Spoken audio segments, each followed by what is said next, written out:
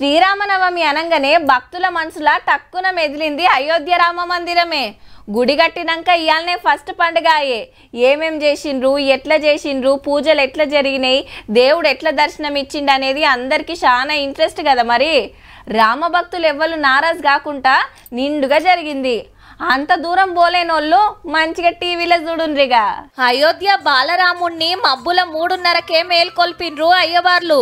మొదలు పంచామృతంతోని అభిషేకాలు చేసి అటెనక పట్టుబట్టలు కట్టించి బంగారి వెండి నగలు పెడితే ఇగో గింత ముద్దుగా దర్శనమిచ్చిండు భక్తులకు.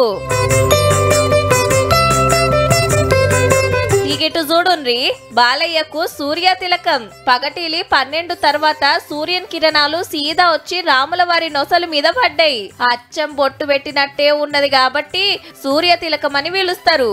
ఈ భాగ్యం ఏడాదికి ఒక్కపారే ఖతర్నాక్ టెక్నిక్ తో చేసిండ్రు. మళ్ళా బయట దేశంకెళ్లి సపరేట్ అద్దాలు తెప్పించిండ్రు.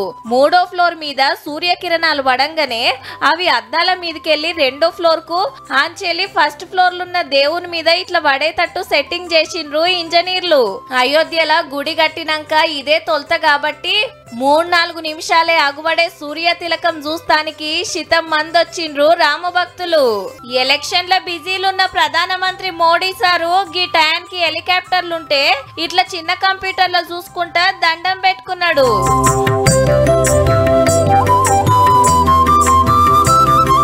అయోధ్యలో ఏ తొవ్వకు చూసినా బొచ్చెడు మంది ఎక్కడెక్కడికెళ్ళో వచ్చిండ్రు రామదర్శనం కోసం. ఆడాడ పెద్ద పెద్ద టీవీలు పెట్టిండ్రు పూజలు చూస్తానికి. రామయ్య గుడిని ముద్దుగా శింగారిచ్చిండ్రు. రాత్రిపూట కలర్ లైట్లతోని చెక్కుమంటుందబ్బా.